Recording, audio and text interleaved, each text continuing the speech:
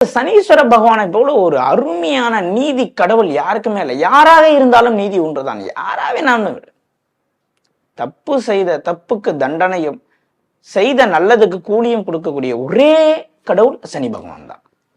அப்போ தம்மிடத்திலே வேலை செய்யக்கூடிய மக்களை ஒதுக்கி வைத்து பார்ப்பது, அவர்களுக்கு கூலி கொடுப்பதில் தாமதம் படுத்துவது, அவர்களை உதாசீனப்படுத்துவது, இவர்களுக்கு சனியோகனுடைய யோக பலன்கள் கிடைக்காம போயிடும். அவர்களுக்கு சனீஸ்வர பகவான் யோக பலன்களை கொடுக்க மாட்டார். சனி கொடுப்பார், யார் தடுப்பார்? அந்த சனி கொடுக்க மாட்டார்.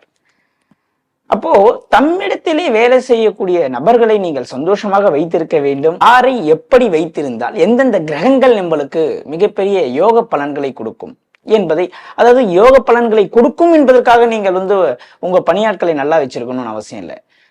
ஆனால் அது ஒரு சனீஸ்வர பகவானாக நீங்க பாவிச்சு அவங்கள பார்த்துக்கும் போது, சனி பகவானே நீங்க பார்த்துக்கும் போது, அப்புறம் நீங்க எப்போ போய் பரிகாரம் பண்ணி எப்படி ஜெயிக்கணும்?